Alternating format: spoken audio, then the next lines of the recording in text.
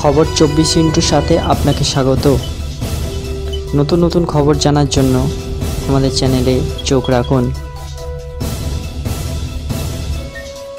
খবর 24/7 আপনাদের স্বাগত। জোরালো ভূমিকম্পে কেঁপে উঠল চীন। তারপর বেশ কয়েকটি আফটারশক হয়ে গেছে। সোমবার মধ্যরাতে চীনের উত্তর পশ্চিমে গাংশু প্রদেশে এই ভূমিকম্প হয় এবং এই ভূমিকম্পে মৃতের সংখ্যা বেড়ে দাঁড়িয়েছে শতাধিক। গুরুতর জখম হয়েছেন আরও শতাধিক মানুষ। গাংশুর পার্শ্ববর্তী কুইনঘাই প্রদেশেও এই ভূমিকম্পের যথেষ্ট প্রভাব পড়েছে। অন্তত সেখানে 9 জনের মৃত্যু হয়েছে এবং গুরুতর জখম হয়েছেন 124 জন। বহু ঘরবাড়ি ভেঙে পড়েছে।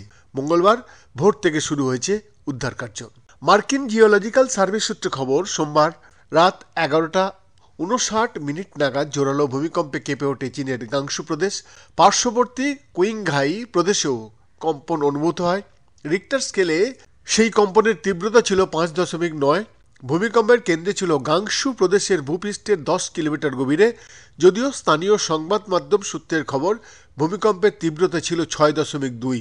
স্থানীয় সংবাদ মাধ্যম সূত্রে খবর, গাংশু প্রদেশের রাজধানী লানঝাওয়ের দক্ষিণ পশ্চিমে প্রায় 100 কিলোমিটার এলাকা জুড়ে তীব্র কম্পন অনুভূত হয় এবং তারপর বেশ কয়েকটি আফটার শকও অনুভূত হয়। এই ভূমিকম্পে গাংশু সহ কুইনঘাই প্রদেশের বহু ঘরবাড়ি ভেঙে পড়ে।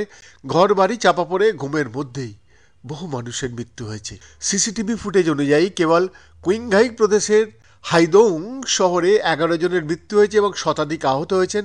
অনেক গ্রামে বিদ্যুৎ ও জল সরবরাহ বন্ধ হয়ে গিয়েছে। জোরালো এই ভূমিকম্পের পরেই গাংশু প্রদেশের তরফে ত্রাণ দেওয়া ও উদ্ধার কার্য করার নির্দেশ দেওয়া হয়। মঙ্গলবার ভোর থেকেই উদ্ধার কার্য শুরু হয়েছে। প্রসঙ্গত, চীনে ভূমিকম্পের ঘটনা কিন্তু নতুন ব্যাপার নয়। গত আগস্টেও পূর্ব চীনে জোরালো ভূমিকম্প হয়েছিল। রিক্টার স্কেলে ওই কম্পনের তীব্রতা ছিল 5.4। ওই ভূমিকম্পে অন্তত 23 জনের মৃত্যু হয়। তার আগে গত বছরের সেপ্টেম্বরে সিচুয়ান প্রদেশে 6.6 মাত্রার ভূমিকম্প হয় এবং শতাধিক মানুষের মৃত্যু হয়। তবে ভয়াবহ ভূমিকম্প ঘটেছিল 2008 সালে। সেবার 7.9 তীব্রতার ভূমিকম্পে 87,000 মানুষের মৃত্যু হয় এবং 5,000-এর বেশি স্কুল পড়ুয়া নিখোঁজ হয়ে যায়। বৈদ্যনাথ দাসের রিপোর্ট, খবর 24/7।